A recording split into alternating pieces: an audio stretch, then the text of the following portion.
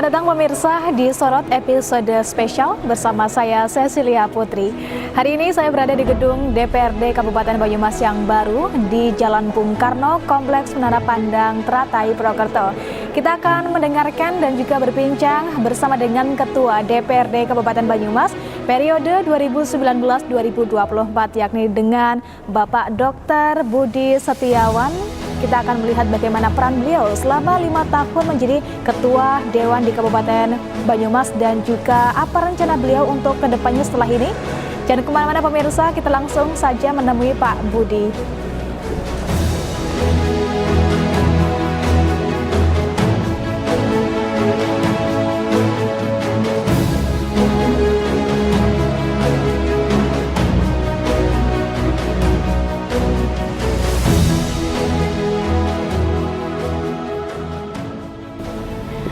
Halo Pak Budi. Iya, halo. Apa kabar Bapak? Sedang melihat-lihat ini ya Pak, ruang rapat yang baru. Iya, ternyata sudah bagus lah menurut kami ya. Jadi untuk digunakan untuk pelantikan rupanya sudah siap. Siap, oke, baik Pak. Iya. Mungkin kita hari ini bisa berbincang-bincang Pak mengenai di akhir periode ini, di akhir masa jabatan yang mana besok akan ada pelantikan ya Pak, Iya, untuk anggota DPRD yang baru. Bagaimana Pak perasaan Bapak di akhir ini Pak? Ya intinya bukan beginilah, saya yang sudah dituakan selama 5 tahun terakhir inilah ya. Nah, sehingga saya memang harus menyiapkan adik-adik yang lebih muda ya kan. Sehingga saya ya ikhlas 100%. Ya Bapak, ini memang harus estafet kepemimpinan ya harus berjalan. Oke, mungkin untuk berbicara lebih lanjut lagi kita bisa duduk saja Pak. Oke, iya deh. Yuk. Mari Pak. Baik, Dokter Budi, mungkin kita langsung lanjutkan saja nih Pak pencapaian. Mungkin saya ingin bertanya bagaimana Pak pencapaian Bapak di akhir masa periode ini selama menjabat sebagai Ketua DPRD, apa yang paling berkesan menurut Bapak Pak? Ya sebenarnya kalau pada era yang 2019 sampai 2024 rupanya banyak hal-hal yang ini ya. Ya masalah COVID kemarin kan juga perjuangan cukup keras lah ya. Nah setelah selesai ya karena pada saat COVID kan dulu ya tamu ya banyak, kita nggak boleh berkumpul menjaga jarak ya Kak. Nah sehingga memang kesulitan sekali dengan gedung yang baru. Tetapi karena kami harus melakukan itu ya ini tetap harus berjalan ya. Nah sehingga seperti gedung yang sempit ya dengan giliran ya maupun ruang paripurna kadang harus kita pakai ya enggak. Ini memakan waktu cukup panjang. Di samping kita juga banyak kegiatan-kegiatan yang harus bersinergi dengan Forkompinda atau dinas yang lain ya, di mana Banyumas harus kita kawal dan juga Banyumas harus bisa mengatasi COVID dengan maksimal. Itu kan waktu ini cukup panjang. Yang paling mengerikan memang pada bulan Juli tahun 2021 ya, di mana kejadian demikian banyak, angka kematian juga mungkin untuk Banyumas yang paling banyak pada bulan itu ya. 777 pada bulan 7 tahun 2021. Satu bulan itu yang meninggal 777 orang ya. Ini memang mengkhawatirkan dan mencengang ya, mencekam juga. Tetapi karena ini kehendak Tuhan ya kita harus menerima ya, di samping kita berupaya, kita berdoa semoga Banyumas dan Indonesia tetap selamat ya. Nah setelah COVID selesai, tapi karena sehingga disitulah kita semakin kuat bahwa gedung DPR harus jadi ya enggak. Ya kita sebenarnya sudah awali pada tahun 2020 nanya. Jadi untuk peletakan batu pertama segala macam kan dulu sudah dimulai ya enggak. Nah tapi karena anggaran banyak yang terserap untuk mengatasi COVID sehingga udahlah yang penting pada tahun 2024 selesai.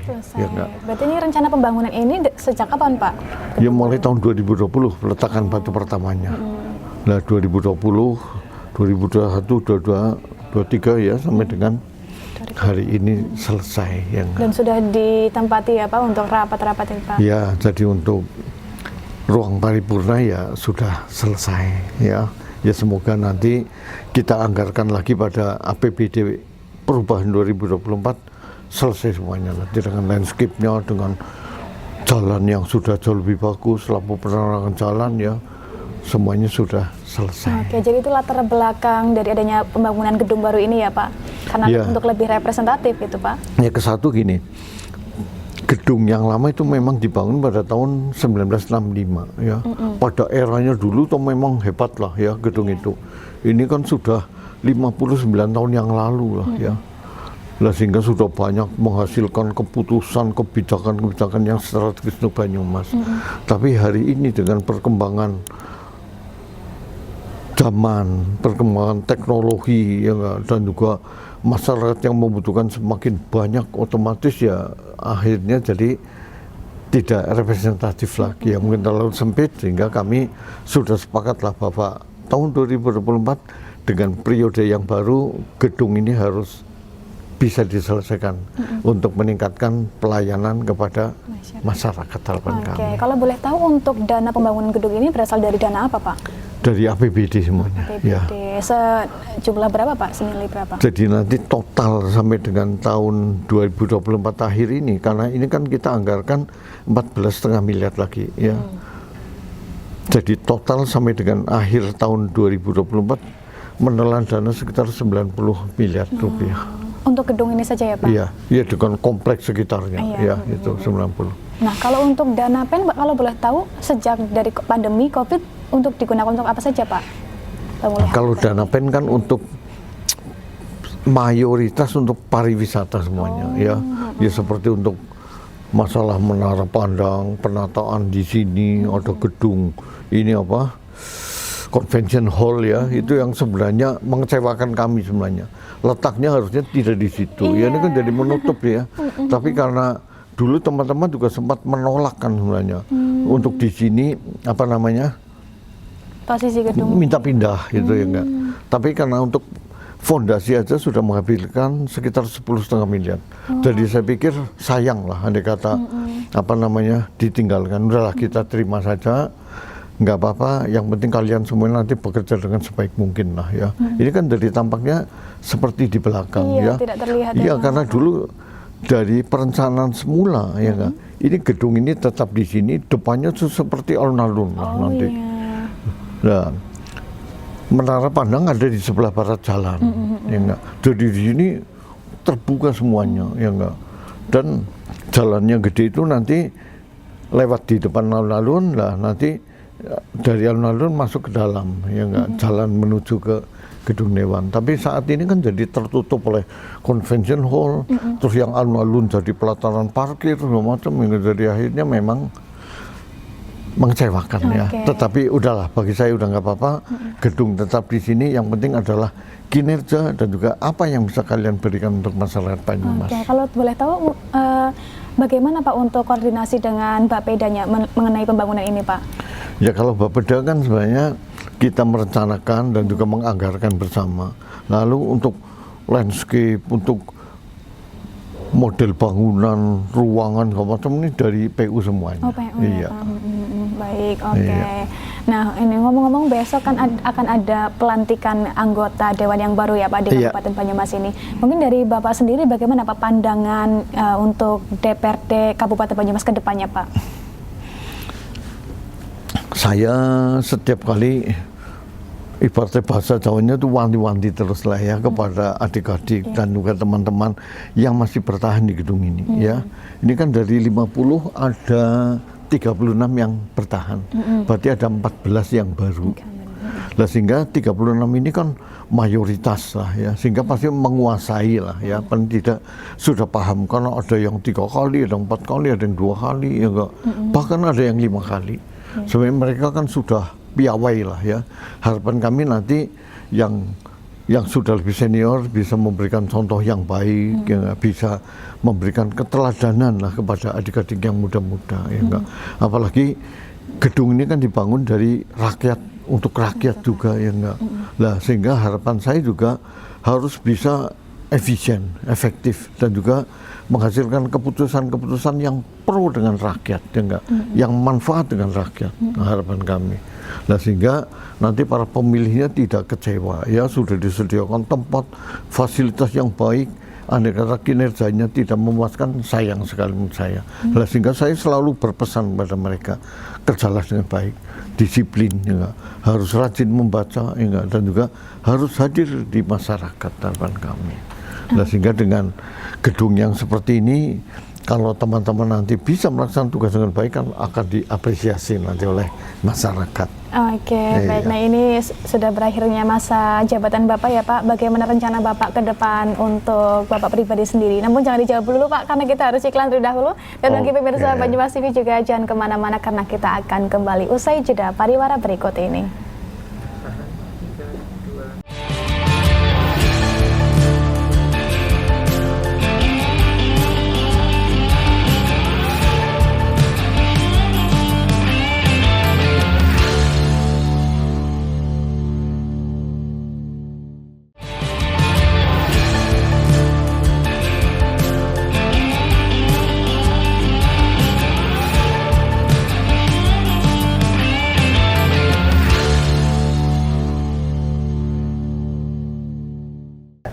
Baik pemirsa, Anda masih bersama kami di Sorot dan masih bersama dengan Dr. Budi, masih membahas mengenai Kabupaten Banyumas yang mana nantinya akan ada anggota Dewan yang baru nih di tahun 2024 ini hingga tahun 2029. Lalu kita ingin berbicara bagaimana sih rencana dari Dr. Budi untuk kedepannya nih setelah akan kembali ke masyarakat. Bagaimana Bapak? Apa rencana Bapak ke depan Pak setelah ini Pak? Ya, jadi begini, karena saya sebagai Ketua DPR di Banyumas, saya juga menjabat sebagai ketua partai, saya sebagai ketua DPC PDI Perjuangan Kabupaten Banyumas, sehingga saya ya setelah selesai di gedung Dewan, ya saya tetap akan memimpin Dewan Pimpinan Cabang PDI Perjuangan, ya. Ini sampai dengan tahun 2025, ya. Ya, karena penugasan di partai kan saya sebagai petugas partai, ya enggak, sehingga saya harus sesuai dengan aturan ADART dan juga apa yang ditugaskan dari partai untuk diri saya, ya enggak. Saya yakinlah bahwa apa yang ditugaskan partai ya pasti untuk kepentingan masyarakat semuanya, ya enggak. Sehingga saya akan menyelesaikan tugas saya sebagai ketua DPC. Seandainya saya masih dibutuhkan, ya saya siap mengabdikan untuk partai saya. Oke, kalau untuk profesi dokter sendiri bagaimana Pak? Nanti setelah selesai, ya karena Tuhan masih memberikan kesehatan yang baik dengan saya lah, ya.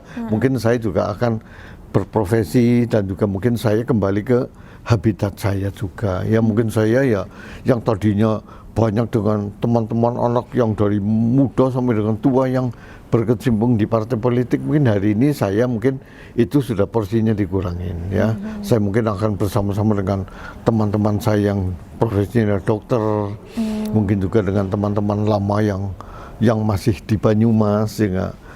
Lalu saya juga mungkin masih melakukan praktek profesi nantinya, ya sebagai dokter, dan juga ya apa namanya, saya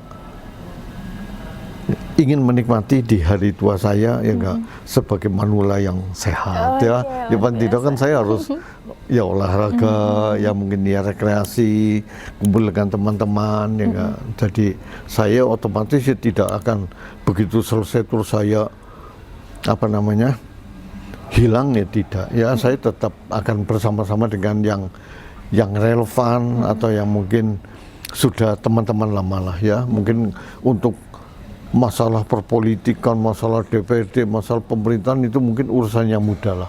Sepanjang saya masih diberikan atau masih dipercaya atau mungkin masih dimintai konsultasi, ya saya selalu siap lah, ya. Untuk Banyumas saya oke lah. Jadi harus tetap produktif ya Pak setelah ini, ya Pak. Luar biasa. Mungkin dari Bapak sendiri bagaimana Pak evaluasi mungkin dari anggota DPRD sebelumnya Pak selama 5 tahun ini terakhir, bagaimana Pak menurut Bapak Pak?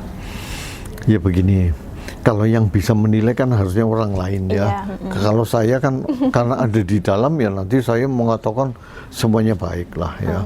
Tapi intinya beginilah, kalau saya berkata jujur lah, ya, saya tidak memandang itu anggota dari partai saya maupun tidak, ya enggak. Yang jelas bahwa anggota DPD yang hari ini bersama-sama dengan kami, ya kalau dari sisi memuaskan menurut saya ya masih belum juga, ya. Jadi bagi saya masih bisa ditingkatkan yang lebih baik lagi. Sehingga makanya setiap kali pertemuan, setiap kali ada kegiatan, saya selalu mengingatkan kepada yang muda-muda, ayolah untuk bisa lebih partisipatif lah ya dalam hal memberikan masukan atau mungkin berpikir atau memberikan pandangan arah atau koreksi apapun lah ya, baik itu terhadap kebijakan pemerintah, terhadap APBD dan segala macam ya enggak. Jadi kita harus bisa menyerap aspirasi dari masyarakat itu ya enggak.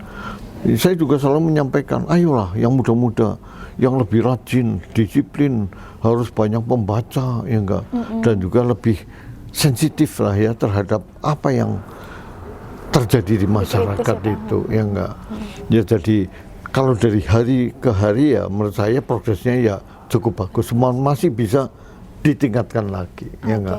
Jadi saya pun memberikan apresiasi dan ucapan terima kasih kepada seluruh teman-teman yang bekerja sama dengan kita sampai dengan hari ini lah ya, di mana semuanya masih tetap semangat ya enggak. Baik yang kemarin tidak terpilih pun ya juga masih partisipasinya masih bagus ya enggak. Ya kalau saya memang tidak ikut pemilu legislatif yang kemarin, saya nggak ikut ya. Jadi saya memang niat mundur itu saya sejak tahun 2020 lah ya. Saya sudah niat bahwa saya akan live dari DPR. Saya berikan kesempatan kepada adik-adik yang lebih muda, yang lebih progresif, yang mungkin lebih canggih dan lebih pintar ya. Ya tapi saya juga selalu mengingatkan kalau anak muda kan kadang lebih berani, tapi ya harus kita pikirkan yang jernih hingga tanpa dengan emosional hingga sehingga keputusan yang diambil akan tepat. Oke, nah kalau boleh tahu untuk 5 tahun terakhir ini kemarin di DPRD ini fokusnya terhadap pembangunan atau penanganan apa saja Pak di Kabupaten Banyumas ini Pak? Ya karena sebenarnya kalau nggak ada COVID sih mungkin kita kondisinya beda dengan hari ini ya. Ya karena dulu kan dana yang terserap di sana banyak ya enggak. Nah, sehingga banyak sekali jalan, infrastruktur, pertanian maupun pariwisata maupun apapun lah ya enggak. Banyak yang tertunda ya karena dana yang terserap demikian banyak ya enggak. Jadi akhirnya kita yang penting masyarakat bisa bekerja, bisa mendapatkan penghasilan lah paling tidak. Nah sehingga dengan adanya dana PEN itu ya enggak, yang besarnya sekitar 185 miliar, akhirnya kami sepakatlah DPR dengan eksekutif atau bupati. Udah ini yang penting bisa untuk memberikan kesempatan kepada mereka-mereka untuk bisa memulihkan ekonominya. Jadi kita tidak dapat dana PEN kita bagikan dalam bentuk bantuan sosial tidak, ya enggak. Jadi kita wujudkan dalam bentuk ya area seperti inilah, walaupun penataannya masih semrawut lah ya, kita melihat semrawut dan ini nggak boleh dibiarkan. Kalau tidak ditata nanti akan jadi kawasan kumuh ya enggak. Nah sehingga saya selalu menyampaikan kepada Bapeda, kepada dinas pemukiman, Dinperkim ya, perumahan dan pemukiman, dan juga kepada PU, kepada Satpol PP untuk tetap dijaga, ditertibkan ya enggak. Nah sehingga dengan dana yang 185 miliar dari pinjaman itu, ini kan harus dikembalikan ya enggak. Nah sehingga dengan kita menyerap dana segitu kan kita bisa membangun seperti ini ya enggak. Kalau kita tidak ada support dana yang tunai sebanyak itu, mungkin pembangunan ini juga relatif lebih lama ya. Nah sehingga walaupun beban cukup berat karena ini kan harus dikembalikan ya. Seperti tahun ini pun tahun depan nanti mengembalikannya cukup besar untuk sekitar 65 miliar atau berapa dengan bunganya yang sampai dengan tahun 2026 atau 2027 nah hingga baru selesai. Nah sehingga kan dana yang terserap di APBD-nya kan cukup besar ya enggak. Kesatu untuk pemilu, untuk pemilu kada ya enggak. Ini nanti buat nyaur dana PEN ya enggak. Nah, sehingga cukup banyak lah. Sehingga kita ya harus cermat, berhati-hati dalam menggunakan APBD itu agar supaya fasilitas umum ya enggak, jalan-jalan yang pada rusak ini bisa mulai diperbaiki. Ya kalau sekarang sudah relatif agak stabil lah, pendapatan daerah juga sedikit naik ya enggak. Cuman beban atau kewajiban yang harus dipenuhi itu yang memang relatif cukup besar ya. Jadi ini banyak hal yang dipikirkan nih Mbak ya. Jadi seperti kayak Trans Banyumas saja, itu sementara masih jalan ya enggak. Dan Trans Banyumas itu termasuk Banyumas itu dalam pengelolaan bis dari Kementerian Perhubungan termasuk yang baik lah ya, baik. Dan itu dari pemerintah pusat itu masih disubsidi besar sekali itu Mbak, ya enggak. Itu mungkin setiap tahunnya sekitar 40 miliar kira-kira. Ya. Lah nanti begitu mulai tidak dapat subsidi di sana, ya enggak. Kita harus mulai menganggarkan kan. Paling tidak itu dalam 1 tahun itu sekitar 26 miliar nanti kita harus. Lah ini kan beban lagi juga. Tapi karena ini untuk fasilitas pelayanan umum ini tetap harus berjalan. Ya. Jadi bukan berarti subsidi dihentikan kita bubar ya tidak ya. Nah ini harus dipikirkan nanti matang benar. Itu menjadi PR juga ya Pak untuk DPR yang selanjutnya ya Pak. Iya itu jadi makanya masih banyak hal yang harus diselesaikan. Kompleks ini aja mungkin masih menyerap dana sekitar 20 miliar mungkin ada lah ya untuk ditata lebih bagus ya enggak. Nah ini yang kita berhitungnya harus lebih cermat nanti ke depan. Baik, nah kalau kita melihat ke belakang mengenai angka stunting dan juga kemiskinan ekstrim yang cukup tinggi juga ya Pak di Kabupaten Banyumas, bagaimana dari DPRD sendiri menangani hal tersebut Pak? Ya gini, kalau DPRD kan otomatis bekerja sama dengan kepala daerah dan jajaran dinas-dinas yang terkait ya karena kita untuk menangani kan ini menjadi tanggung jawab negara ya. Nah sehingga ya kami harus bijak ya dalam mengalokasikan anggaran. Ya buktinya sekarang angka kemiskinan ekstrim juga sudah ditekan lah ya. Harapan kami tahun 2024 mungkin selesai lah ya untuk ekstrimnya. Tapi kalau angka kemiskinan sih memang kita masih di atas 10%, masih 11, salah ya. Nah ini nanti tahun 2025 harus kita turunkan lagi ya enggak. Ya harapan kami kalau bisa di bawah 2 digit ya itu hebat sekali. Nah sehingga ini di sini memang perlu bersinergi antara legislatif dengan eksekutif sehingga kita dengan punya dana untuk tahun anggaran 2025 kan APBD kita udah tembus 4T lebih, ya, lebih sedikit ya enggak. Kalau kemarin memang kurang dari itu, kurang dari 4. Dan setiap tahun saya minta kepada pemerintah daerah ya enggak, khususnya kepada Bapeda, kepada Dinas Pendapatan ya enggak, untuk dinaikkan terus ya enggak. Malah kalau tidak ada COVID, saya yakin 2024 sudah tembus 4T ya. Tapi karena ada COVID ya mau tidak mau kita harus kehilangan pendapatan yang cukup banyak ya nggak apa-apa lah. Wong ini namanya musibah bencana kita nggak tahu ya. Jadi yang jelas ya kita sudah berhasil tembus 4T. Lah nanti untuk mengatasi kemiskinan ekstrim sudah berjalan, menurut kami sudah cukup bagus ya enggak. Tinggal nanti angka kemiskinan, angka pengangguran terbuka, masalah stunting, HIV/AIDS ya enggak, ini yang masih cukup tinggi ya enggak. Ini yang harus kita genjot lagi nanti ke depan. Ya masalah stunting menurut kami bisa lah ya enggak. Ini butuh nanti kepala dinas kesehatan harus lebih kenceng ya dalam mengkomandoi seluruh puskesmas dan juga para bidan ya enggak, para tenaga-tenaga yang ada di lapangan dan juga harus bekerja sama dengan organisasi profesi yang lain seperti dengan ID, dengan IB, dengan siapapun lah ya yang ada di lapangan. Pak, nanti kita akan lanjutkan lagi ya Pak, karena kita harus sudah terlebih dahulu. Dan bagi pemirsa Banyumas TV juga jangan kemana-mana karena kita akan kembali tetap di Sorot.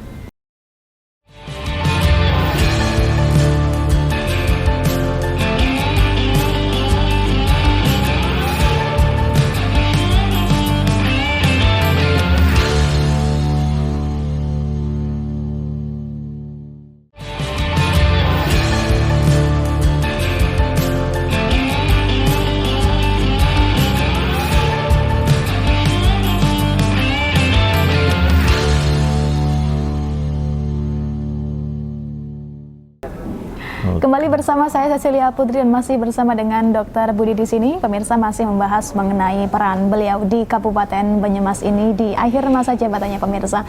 Lanjutkan lagi ya Pak perbincangan kita. Tadi kita sudah berbicara mengenai kemiskinan ekstrim yang mana harapannya tahun ini sudah turun ya Pak, sudah tidak ada ekstrimnya gitu. Iya, harapan kami. Oke, nah kalau untuk stunting ini Pak, bagaimana Pak tingginya angka stunting di Kabupaten Banyumas ini seperti apa Pak tanggapan dari Bapak sendiri? Ya gini, masalah mendiagnosa stunting memang kita kan selama ini kan mulai dari lingkar lengan atas, tinggi badan, berat badan ya enggak. Ya padahal ya itu memang kalau dari sisi fisik kita memang itu sebagai pegangan ya. Jadi kalau anak yang kurus dengan berat badan yang relatif di bawah normal, terus tinggi badan ya enggak. Ini kalau dari kasat mata mungkin kesannya seperti itu ya, tetapi kan ya kita juga harus memperhitungkan faktor-faktor yang lain ya. Toh tidak semua anak yang seperti itu nanti tingkat kecerdasannya, IQ-nya rendah ya belum tentu. Tapi yang jelas bahwa angka stunting memang relatif masih cukup tinggi lah ya. Ini yang menjadi tanggung jawab kita bersama, sehingga ini butuh kerjasama dan juga kerja gotong royong yang bisa bersinergi ya enggak.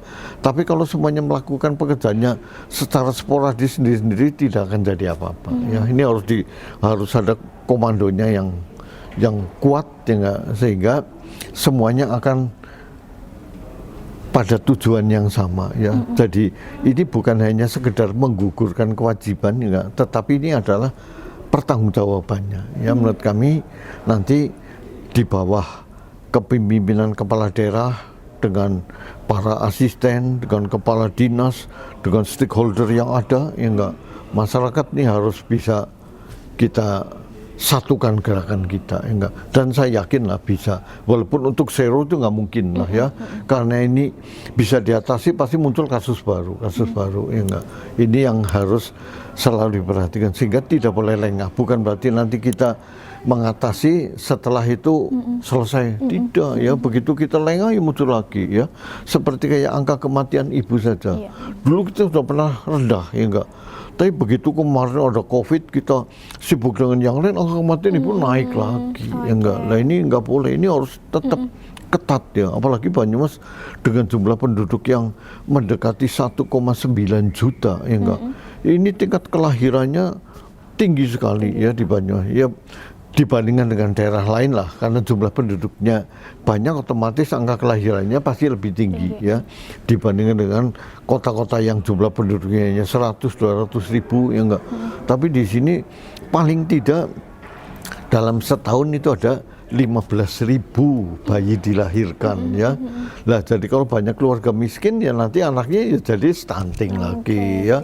Jadi ini seperti lingkaran setan ya. Jadi kita harus mengatasi kemiskinan, harus mengatasi kematian ibu ya enggak, kematian bayi, kematian balita ya enggak. Derajat kesehatan harus ditingkatkan. Berarti fasilitas yang ada di bawah di puskesmas harus siap. Dan puskesmas di Banyumas semuanya sudah terakreditasi semuanya, dan juga jumlah tenaga maupun gedungnya semuanya hampir sudah bagus semuanya ya. Sehingga dalam hal sarpras kita sudah tidak ada alasan untuk kenapa stunting di Banyumas tinggi. Nah untuk mengatasi kemiskinan ekstrem yang ada di Kabupaten Banyumas ini, apa upaya DPRD untuk pengangguran yang ada di Kabupaten Banyumas ini, Pak?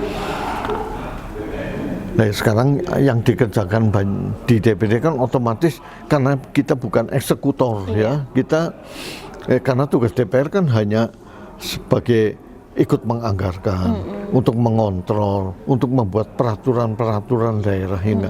Sisi tiga ini yang mutlak harus dilakukan ya. Dan sehingga kita dalam menganggarkan ya harus pro kepada untuk mengatasi kemiskinan ya. Dan sehingga disinilah kita berempuk. Misalnya berapa banyak rumah tidak layak huni yang harus diatasi ya enggak.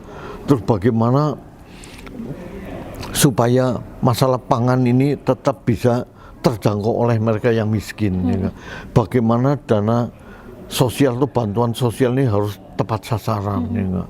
Bagaimana kita membuat peraturan-peraturan daerah yang bisa untuk melindungi kepada mereka yang miskin. Bagaimana kita membuat peraturan daerah yang untuk meningkatkan pendapatan, ya enggak, untuk pembiayaan di daerah itu, yang tanpa terlalu membebani masyarakat, ya enggak, yang adil lah, tidak, ya enggak. Ya upaya-upaya kita itu, di samping kita juga melakukan kontrol, bagaimana dari pihak pemerintah atau dinas terkait dalam melaksanakan program-program itu, ya enggak. Lah kita kita berkomunikasi di situ, ya enggak? Ya dalam anggarannya, dalam membuat peraturannya, dalam mengevaluasi atau mengontrol apa yang dilakukan oleh eksekutif itu. Oke, baik Pak. Kemarin kan juga sudah dilakukan rapat mengenai RPJPD ya Pak untuk 20 tahun ke depan. Itu bagaimana Pak? Mungkin boleh tahu rencananya untuk 20 tahun ke depan Kabupaten Banyumas ini seperti apa Pak?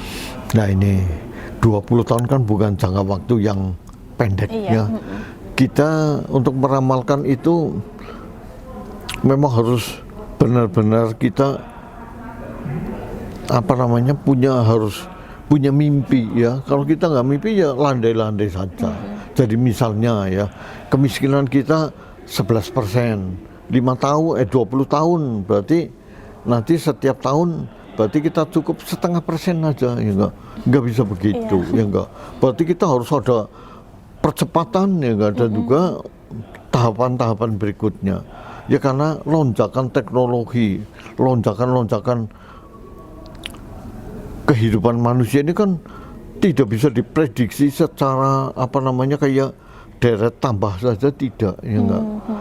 Coba sekarang era 5 tahun yang lalu dengan hari ini pun bedanya sudah jauh sekali. Jadi kita dalam merencanakan ini memang 5 tahun pertama mungkin bisa diprediksi ya, tapi setelah 5 tahun kedua, 5 tahun ketiga dan 5 tahun keempat, coba kalau dibayangkan ini 4 kali pilkada kira-kira. Berarti 4 kali bupati ya enggak yang terpilih ya enggak. Loh ini kan pasti harus benar-benar sinkron ya antara visi misi bupatinya dengan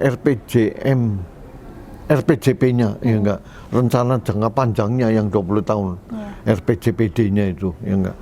Itu kan kemarin dengan Bapeda sudah kita setuju bersama tiap 5 tahun ya enggak. Lah sehingga itu sebagai pegangan. Lah sehingga apa yang kita targetkan tidak meleset dari itu. Kecuali kalau kita memang ada lompatan ya target itu bisa kita lampaui ya enggak. Tapi paling tidak apa yang ditargetkan harus bisa dicapai. Ya ini memang kemarin diskusinya panjang lah ya. Coba sekarang misalnya gini, kita sekolah SMP dan SMA atau SMK rupanya masih kurang ya enggak. Tapi bukan berarti kita harus membangun gedung demikian banyak ya enggak. Itu berapa banyak nanti uang yang terserap di sana. Nah, sehingga kita harus berpikir apakah nanti suatu saat akan ada orang belajar lewat daring saja, mungkin juga ya enggak, sehingga tidak butuh ruangan kelas yang demikian banyak. Lalu kalau bisa lewat daring, berarti kan jaringan untuk telekomunikasi ini yang benar-benar harus yang canggih ya enggak. Dan juga anak dijamin bisa melakukan pembelajaran di rumah ya enggak. Ini butuh kerja keras. Di samping itu juga fasilitas yang diberikan pemerintah kepada warganya jadi harus sesuai ya enggak. Jadi jangan nanti kita menghendaki seperti itu, tapi masa untuk mengadakan sendiri yang tidak mampu ya mungkin nggak bisa sekolah. Kita nggak bisa. Jadi kita lama sekolah kita harus paling tidak tamat SMA ya enggak. Kalau hari ini kan lama sekolah di Banyumas masih relatif tidak itu, enggak sampai 9 tahun ya.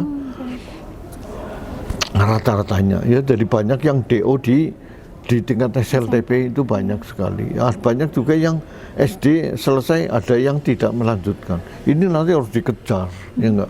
Semuanya harus sekolah. Perkara nanti lewat ya kejar paket tapi ya, ya kejar paket itu. Nah nanti ya kalau memang yang sudah terlanjur kan ada juga anak yang sudah 18 tahun ternyata belum tamat ya. Nah ini kan bisa ikut kejar paket misalnya.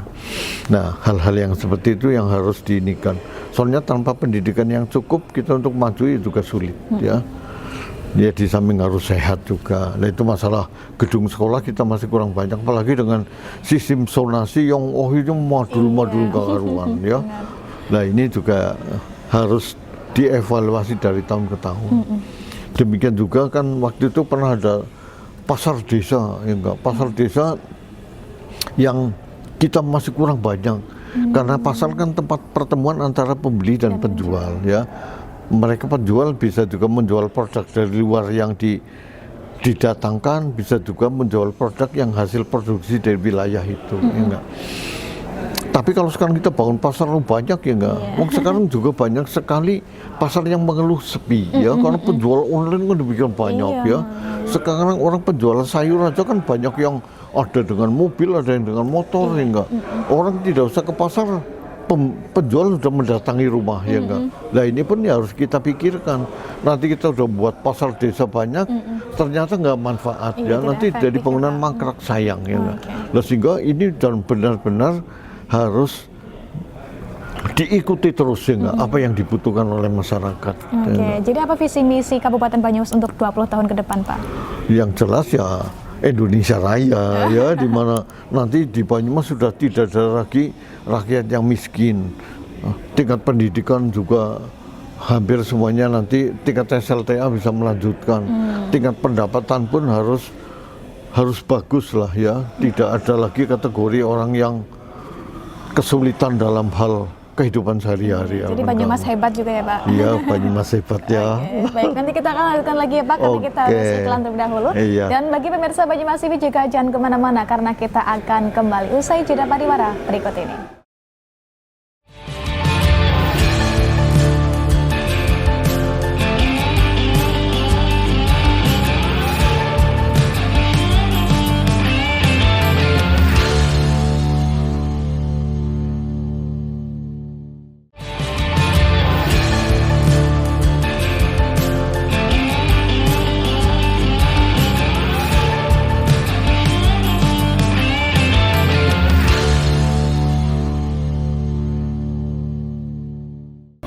Terima kasih pemirsa, Anda masih bersama kami di Sorot dan masih bersama juga dengan Bapak Budi Setiawan selaku Ketua DPRD Kabupaten Banyumas periode 2019-2024. Kita lanjutkan lagi pemirsa perbincangan kita pada hari ini. Bagaimana Pak sebagai Ketua Dewan dari Kabupaten Banyumas di 5 tahun terakhir ini, Pak? Bagaimana tanggapan Bapak atau pandangan Bapak terhadap lembaga eksekutifnya di Kabupaten Banyumas ini, Pak?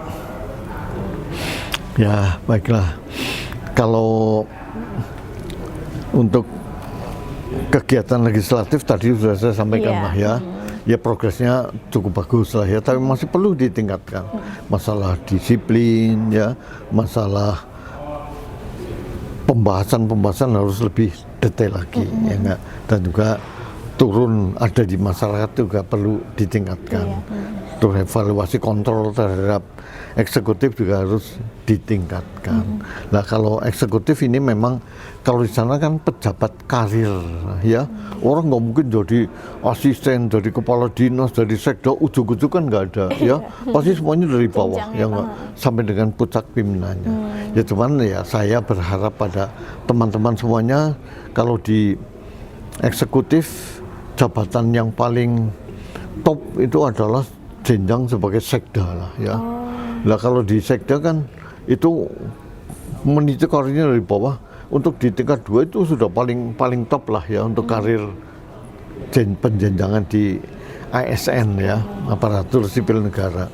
Nah sehingga kan banyak yang umurnya hampir sama, ya. Jadi kalau ini jadi ya berarti yang lain kan sepertinya sudah selesai harapan. Tapi ya ini tidak boleh memutuskan harapan atau semangat, ya. Kita tetap bekerja dengan sebaik mungkin lah, ya, supaya semuanya bersinergi. Orang yang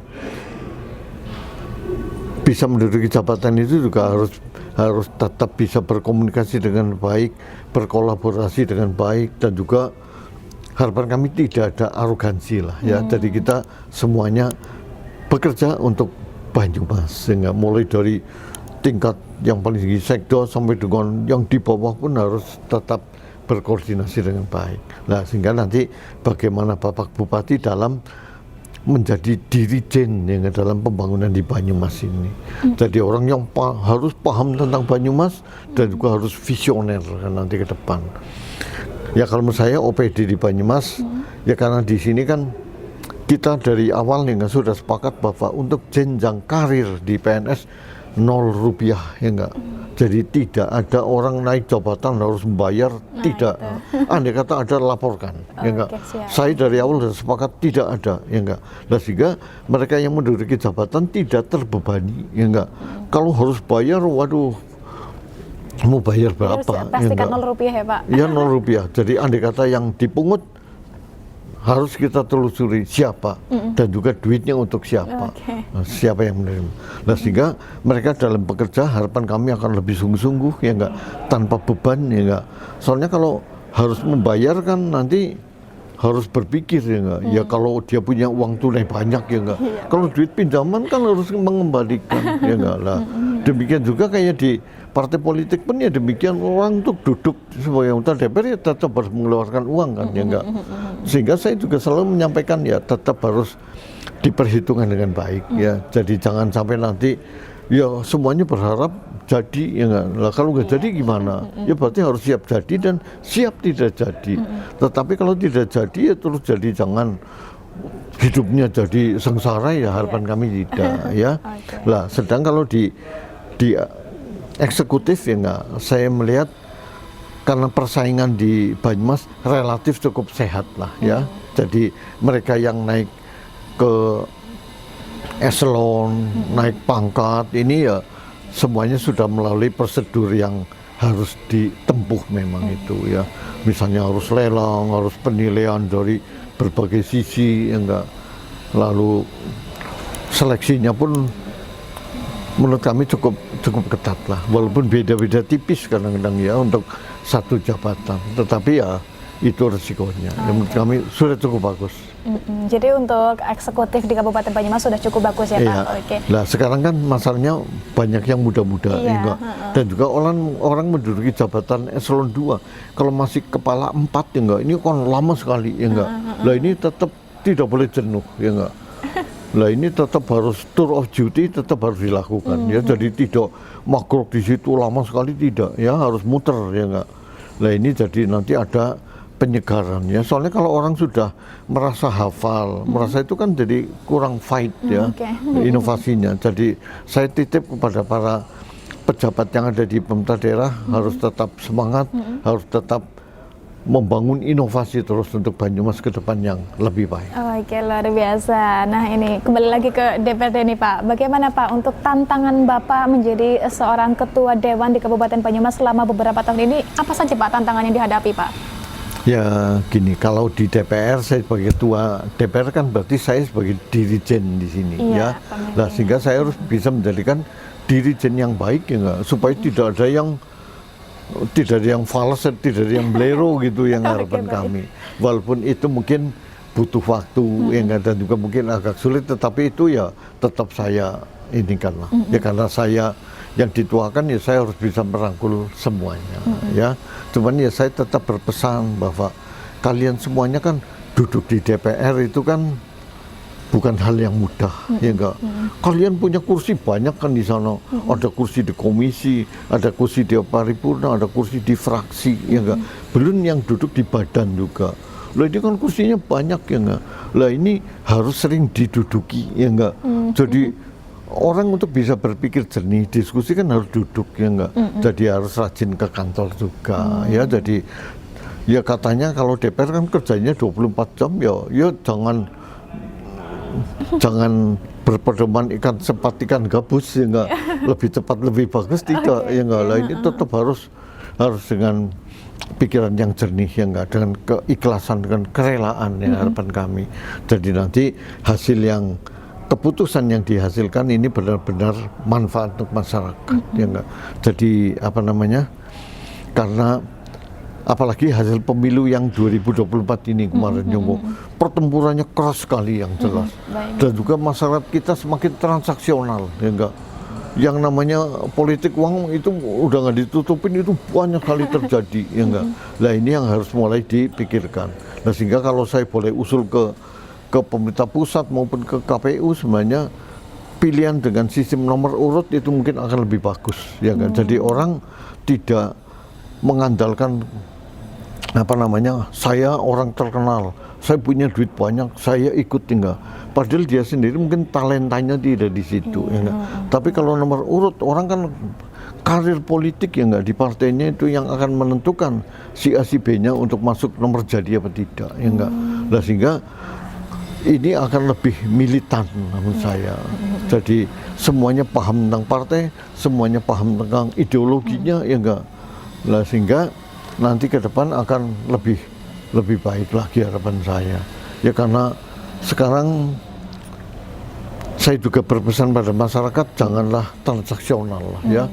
Kalian harus lihat yang kalian pilih itu siapa, apa yang sudah dilakukan, ya enggak? Terus bagaimana riwayatnya orang itu kayak apa, ya enggak? Jadi jangan mereka bagi duit dipilih, ya enggak? Sayang sekali lah, ya enggak? Menurut saya, karena hak demokrasi kalian sudah dibeli, ya enggak? Padahal kalian belum tentu tahu apa yang wakil itu dikerjakan, ya enggak? Kadang-kadang enggak ngerti, ya enggak? Si ini sudah dipilih ternyata tidak melakukan apa-apa, kan sayang sekali. Ya menurut saya ini harus benar-benar paham, ya enggak, siapa yang dipilih itu, ya enggak? Dan nanti kualitas pemilu itu bisa lebih baik, harapan kami. Terakhir Pak, bagaimana Pak harapan Bapak untuk masyarakat Kabupaten Banyumas dan juga untuk anggota Dewan yang baru nanti Pak? Ya kalau untuk masyarakat Banyumas, ayo kita bergotong royong, kita bekerja dengan sebaik mungkin, ciptakan suasana Banyumas yang aman, tentram, damai, ya enggak. Jadi jangan ada seperti apa tabur, ya enggak, ada geng motor, ya enggak, kejahatan-kejahatan ini harus kita itukan, harus kita hilangkan, ya. Dan ini kontrol dari masyarakat itu sendiri, ya. Jadi masyarakat juga harus mengontrol apa yang terjadi di wilayahnya. Jadi jangan cuek, wah itu bukan urusan saya. Jadi masyarakat semuanya harus peduli akan lingkungannya. Jadi andai kata ada hal-hal tidak baik, segera terdeteksi, laporkan pada pihak yang berwajib. Jadi jangan sampai nanti setelah ribut baru diatasi, ya. Dan yang jelas Banyumas terkenal daerah yang kondusif, ya, daerah yang toleran. Ini harus kita pertahankan. Nah, sehingga semuanya harus berupaya dengan sebaik mungkin, ya. Dan juga ayo kita giat dalam hal bekerja, dalam anak-anak juga sekolahnya yang semangat, ya enggak. Jadi jangan tiap hari hanya pegang HP aja, ya enggak. Lah ini sayang sekali, ya enggak. Anak-anak muda giatlah dalam belajar, ya, dan dalam mencari informasi ya sebaiknya yang lengkap, ya. Jadi jangan hanya sepotong-sepotong, nanti akan menyesatkan, ya. Jadi ya pegang HP boleh lah, enggak, tapi gunakanlah untuk hal-hal yang memang relevan, yang penting, ya enggak. Jadi itu jangan sebagai pegangan hidup kita, ya enggak. Lalu untuk teman-teman yang di DPR, ya harapan kami lebih melayani, ya, lebih giat dan juga bekerja dengan sungguh-sungguh, karena kalian adalah manusia-manusia pilihan. Di Banyumas dari 1,8 juta orang lebih, ya enggak, itu hanya 50 orang yang mewakili di sini, ya enggak. Demikian banyak yang kepingin duduk tetapi belum diberi kesempatan oleh Tuhan. Sehingga mereka yang sudah diberikan kesempatan, harapan kami lebih sungguh-sungguh, ya enggak, bekerja dengan ikhlas, dengan tulus, dengan kesungguhan, ya enggak.